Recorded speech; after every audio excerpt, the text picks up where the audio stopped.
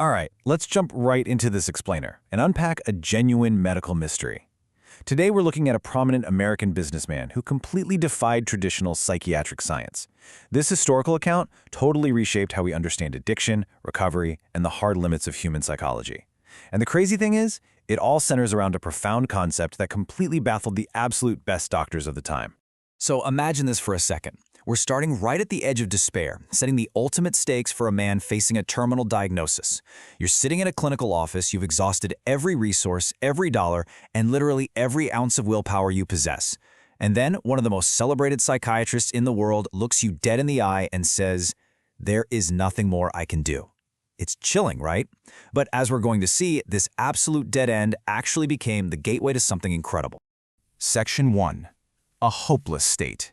The incurable patient. To really grasp this mystery, we first have to look at the limits of modern medicine at that time. Our source text introduces us to a highly prominent American businessman. We're talking about a man of means, intellect, and major influence. He was being treated for chronic alcoholism by a massively celebrated psychiatrist.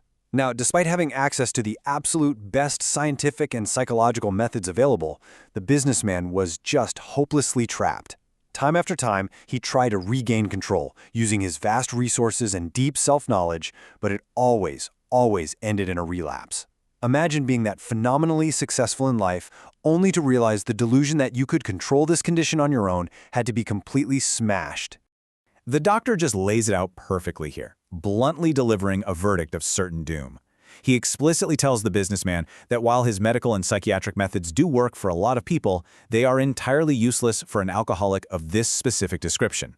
This wasn't just a matter of the patient not trying hard enough. It was a fundamental medical realization that for a certain type of mind, what the text calls a seemingly hopeless state of mind and body, human science literally had zero answers. Moving to Section 2, the ultimate prescription, a break from medicine. Faced with this total failure of science, the psychiatrist offers an alternative.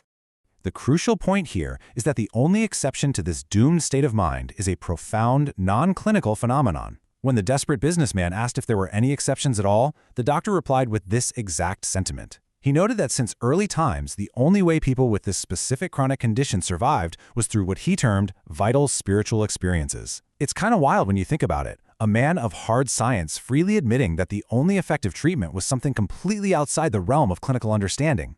Which brings us to Section 3, huge emotional displacements, the core concept. So what exactly are the mechanics of this spiritual experience? What is physically and mentally happening? Well, the doctor specifically defines these life-saving spiritual experiences as huge emotional displacements and rearrangements. And honestly, this is the absolute crux of the whole mystery. It's a profound internal transformation. The ideas, the emotions, and the attitudes that were once the guiding forces of this person's life are suddenly and violently cast to one side. It isn't just a gradual learning process or a slight shift in perspective, you know? It is a total, drastic shedding of the old self. Think about the stark contrast going on here. On one hand, we've got the old guiding forces, the self-will, the ego, the fear, and the resentments that are the absolute root of the alcoholic's trouble. During an emotional displacement, those are literally pushed completely out of the way. And what rushes in to fill the void? A totally new set of conceptions and motives begin to dominate the individual. The entire operating system of the human mind is essentially just swapped out. Section 4. Beyond human creation, the limits of science. But how does one actually achieve this massive displacement? And why couldn't science simply produce it in a clinical setting? The psychiatrist flat out admits his total failure to artificially induce this shift, which proves it exists entirely beyond human creation. He basically tells the businessman, look, I have been trying to produce some such emotional rearrangement within you, but he couldn't do it. Despite all his vast psychiatric knowledge, he realized that a true, life-saving emotional displacement just cannot be manufactured by human power. It requires something far greater than human intelligence to produce this essential psychic change.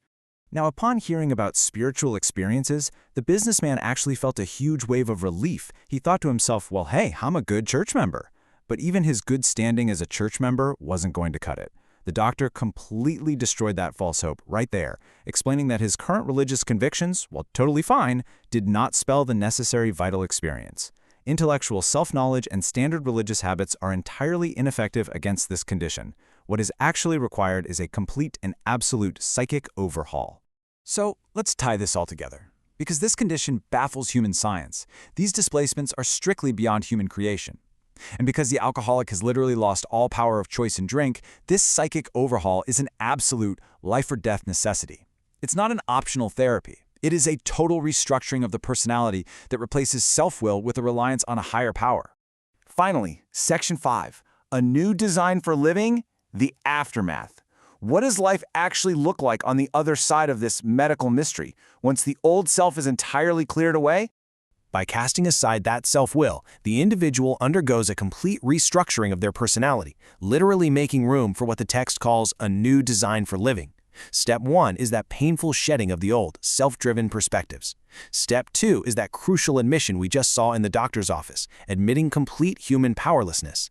And Step 3 is adopting those new spiritually grounded motives. When these steps actually occur, the text notes that the very same person who seemed completely doomed suddenly finds themselves easily able to control their desire for alcohol. The obsession is just removed. This complete surrender shifts them from a totally hopeless state to one empowered by a higher power, which supplies the defense they lack on their own. The source text heavily stresses that the alcoholic has absolutely zero mental defense against the first drink. None.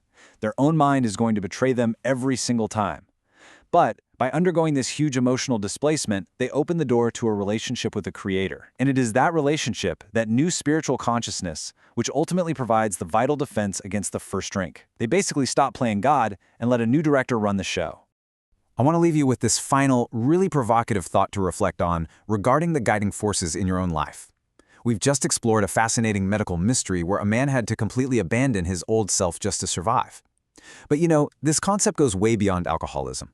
Think about your own deeply held resentments, your fears, your own self-driven motives.